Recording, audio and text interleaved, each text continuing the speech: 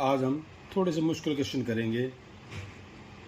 A B C एक काम को 20, 30 और 60 दिन में कर सकते हैं। ग्राफ बना लेते हैं, पहले एक ब्रिज बना लेते हैं अपना। ए बी सी, ए 20 दिन में, बी 30 दिन में और सी उसी काम को 60 दिन में करता है।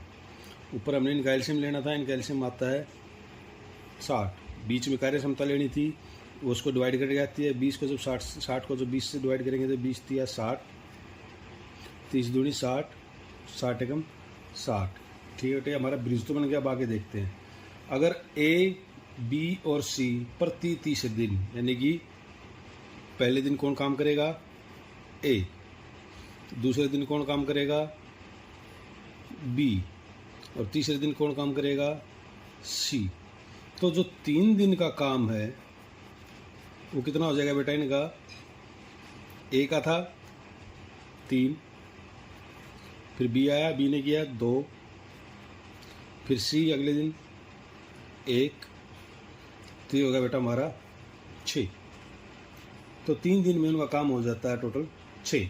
करना कितना बेटा? करना टोटल काम हमारा 60।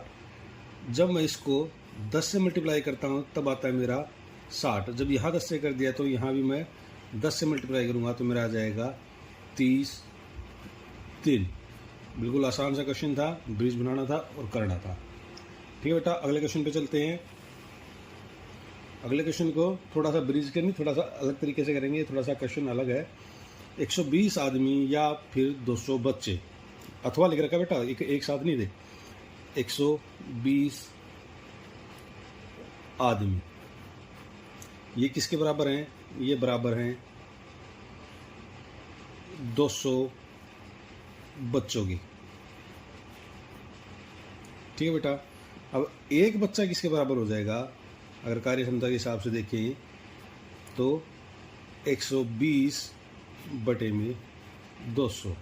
ठीक है, ये हमारी इक्वेशन होगी। अब वो कहता है कि इस खाने को, यानी दोनों के लिए 120 आदमी खा सकते थे या फिर उसे 200 बच्चे खा सकते थे। इस खाने में 150 बच्चों ने इसको खा लिया। जो बचा था खाना उसको कितने आदमी खा सकते हैं? ठीक है, बच्चे कितने हैं? 150 बच्चे तो खा चुके हैं, 50 बच्चे बचे हैं ना। तो 50 बच्चे 120 को मैं बटे 200 को मैं 50 से मल्टीप्लाई कर देता हूँ। ठीक है बेटा, इसको काटेंगे। ये गया 4 पे, ये गया 3 0 30 पे, तो 30 आदमी, सॉरी यहाँ पे 50 आएगा बेटा, 50 बच्चे तो 30 आदमी। तो 30 आदमी 50 बच्चे उस खाने को खा सकते हैं। ठीक है बेटा, अगला क्वेश्चन है। ए बी से आधा कार्य करता है और जो सी है वो ए और बी दोनों जितना काम करते हैं मिलके उससे भी आधा करता है। तो अगर मैं ए बी से आधा करता है, बी और सी दोनों की कार्य क्षमताएं लिखें तो हम बी को अगर पूरा मान ले 2, उसका आधा हो जाएगा 1। ये ए और बी की कार्य क्षमता आ गई। सी की कितनी थी बेटा? इन दोनों को जोड़ के उसका आधा, यानी कि 1.5। तो सी की कार्य क्षमता आ गई 1.5। अब अपना ब्रिज बनाते हैं। ये हो गया ए, ये हो गया बी, ये हो गया सी। ए की कार्य क्षमता है 1, बी की कार्य क्षमता है 2, सी की कार्य क्षमता है 1.5। ठीक है, अब यदि सी एक काम को 12 दिन में कर लेता, सी 12 दिन में कर लेता, तो सब मिलकर, अब ऊपर वाले क्वेश्चन जैसे हम पहले भी करते आ रहे, तो यहाँ इसकी और इसकी मल्टीप्लाई यहाँ आती थी बेटा। ठीक है ना। तो 12 को जब हम 1.5 से मल्टीप्लाई करते हैं तो ये आता है 18.0, 0 कैंसिल हो जाएगी तो सिर्फ 18 रह जाएगा। अब टोटल काम है 18। करना कितनों ने है?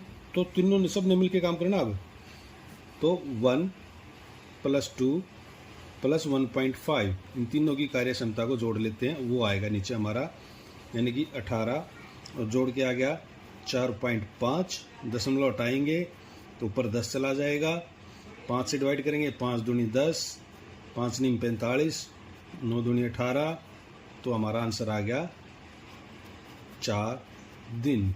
तीनों मिलकर उस काम को 4 दिन में कर लेंगे। ये क्वेश्चन बहुत ही अच्छा है। इसको करते हुए हम एक दो चीज़ें और सीख जाएंगे। एक काम को करने के लिए अभिषेक अनुभव से 6 दिन लेता है, तो अगर मैं अनुभव के काम को मैं x मान लेता हूँ, तो अभिषेक उससे 6 दिन कम लेता है, x माइनस 6। ब्रिज बना लेते हैं। यहाँ ले लेते हैं अनुभव, ये हो गया अभिषेक। अनुभव करता है x दिन में, ये करता है x माइनस 6 दिन में। इन दोनों का एलसीएम यानी कि इन दोनों की मल्टीप्लाई आ जाएगी हमारी ऊपर। इसकी कार्य क्षमता के लिए इसको इससे डिवाइड करेंगे तो यहाँ आ जाएगा x माइनस 6। इसकी कार्य क्षमता के लिए इसको डिवाइड करेंगे तो यहाँ आ जाएगा x। अब वापस स्टेटमेंट पे चलते हैं। यदि उस कार्य को 4 दिन में दोनों मिलके कर लेते हैं, अब दोनों मिलके जो काम करते हैं, पूरा काम कितना बेटा, पूरा काम था x इंटू एक्स माइनस 6। नीचे क्या आता था दोनों की कार्य क्षमता, x minus 6 plus x minus 6 plus x, और उस काम को कितने दिन में पूरा कर लेते हैं, 4 दिन में। अब हमने इसी रकम को इसको ही सोल्व करना है। ध्यान से करेंगे, x को अंदर मल्टीप्लाई कर लेंगे, ये हो गया एक्स स्क्वायर माइनस 6x, नीचे हो गया x और x प्लस हो जाएंगे, 2x माइनस 6 इक्वल टू 4। इस क्वेश्चन से हम स्टेटमेंट को सोल्व करना भी सीख लेंगे, जो इक्वेशन सोल्व करते थे हम सेकंड चैप्टर मैथ क्लास में। जिसके नीचे कुछ नहीं, उसके नीचे 1 लगा लेते हैं और इनकी क्रॉस मल्टीप्लाई कर लेते हैं। तो जब इनकी क्रॉस मल्टीप्लाई करेंगे तो यहाँ करते हैं, देखते हैं, इनकी क्रॉस मल्टीप्लाई करेंगे तो एक्स स्क्वायर माइनस 6x को मल्टीप्लाई करेंगे हम 1 से, और 2x माइनस 6 को मल्टीप्लाई करेंगे हम 4 से। ठीक है, 1 से मल्टीप्लाई करेंगे अंदर तो ये सेम ही रहेगा, एक्स स्क्वायर माइनस 6x, और जब 4 को करेंगे तो दोनों से करेंगे, 4 टू जा 8x माइनस 24। अब इन दोनों टर्म्स को उठा के इस तरफ ले आते हैं, इस तरफ लेके आएंगे तो दोनों के साइन चेंज हो जाएंगे, x square minus 6x plus 8x minus 24 equal to 0। Sorry, ये माइनस का हो जाएगा बेटा इस तरफ आगे, ये भी माइनस का हो जाएगा, ये प्लस का साइन चेंज करेंगे इस तरफ लाके इनके, x square minus 14x plus 24 equal to 0। अब बेटा हमने इसके फैक्टर करने हैं। इसके फैक्टर कैसे करते थे, इसकी और इसकी तो मल्टीप्लाई चाहिए हमें, यानी मल्टीप्लाई में चाहिए हमें 24, और जो दो फैक्टर करेंगे उनका जो जोड़ है वो आना चाहिए माइनस 14। ठीक बेटा, जब ये माइनस 14 आता है तो इसका मतलब है, और देखो जोड़ेंगे तो माइनस 14 आए, मल्टीप्लाई करेंगे तो प्लस का आ रहा है, यानी कि वो जो फैक्टर कर रहे हैं हम, वो दोनों फैक्टर हमारे माइनस के होंगे।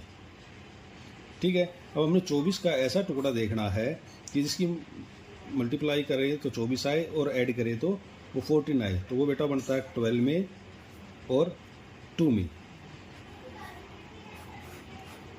तो अब यहाँ रखेंगे x square minus 12x minus 2x plus 24 equal to 0। तो x कॉमन लेते हैं इन दोनों में से, x माइनस 12 माइनस 2 कॉमन लेंगे यहाँ से, माइनस 2 क्योंकि यहाँ माइनस है तो माइनस बाहर आ गया, तो यहाँ सिर्फ प्लस का रह गया, प्लस था माइनस कॉमन ले लिया तो एक माइनस यहाँ लग के रह जाएगा, ये आ गया 12 इक्वल टू 0। अब x माइनस 12 इसमें से, x माइनस 12 इसमें से कॉमन ले लेते हैं, तो यहाँ बच गया x माइनस 2 इक्वल टू 0। ठीक है बेटा, अब इन दोनों को 0 के इक्वल रख लेते हैं, x माइनस 12 इक्वल टू 0 और x माइनस 2 इक्वल टू 0। तो x आ गया हमारा 12 और x आ गया हमारा 2, यानी कि अब ये देखो आप यहाँ 2 वैल्यू आई हैं, ठीक है। अब इन दोनों में से आंसर कौन सा होगा उसके लिए हम यह एक स्टेटमेंट देखते हैं। अगर x हमारा 2 मान ले, हम x को 2 ले ले, और यानी कि अभिषेक जो करता है वो 2 काम करता है, उसकी कैपेसिटी 2 है, तो क्या फिर अनुभव की क्या हो जाएगी? 2 में से हम -6 करेंगे, क्या -4, उसकी कैपेसिटी बिल्कुल नील है, यानी वो काम को घटा रहा है? नहीं, तो ये हमारा आंसर नहीं हो सकता। तो हमारा आंसर है x = 12, यानी कि अनुभव अकेला उस काम को 12 दिन में करता। ठीक है बेटा, तो